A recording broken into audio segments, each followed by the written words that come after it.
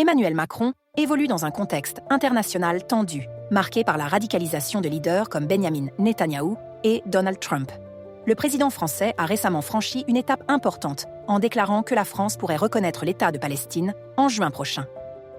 Cette déclaration a été faite après un déplacement en Égypte et près de la frontière de Gaza. Cela représente un tournant, car la France deviendrait alors le principal pays occidental à prendre une telle position.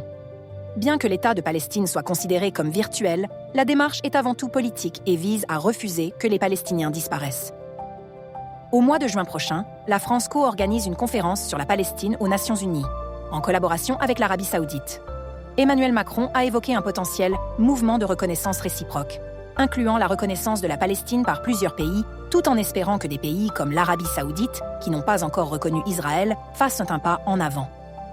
Cependant, le risque demeure que cette initiative diplomatique n'aboutisse pas. Macron s'était déjà prononcé sur cette question il y a un an, sans résultat concret, malgré des appels à l'action. Ce changement de position semble lié à un contexte international plus complexe, avec le retour de Trump et l'approche de Netanyahou, qui s'oppose à la solution des deux États.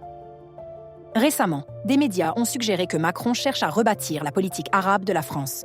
Il tente de jouer un rôle d'équilibriste entre le Hamas et le gouvernement israélien. Cette démarche pourrait avoir un impact significatif sur l'évolution des aspirations nationales palestiniennes. D'ici au mois de juin, de nombreuses voix tenteront de dissuader Macron. La question demeure. Cette volonté de reconnaissance fera-t-elle avancer le dialogue politique ? N'hésitez pas à partager vos avis en commentaire et abonnez-vous à ActuVibe TV pour suivre toutes les actualités.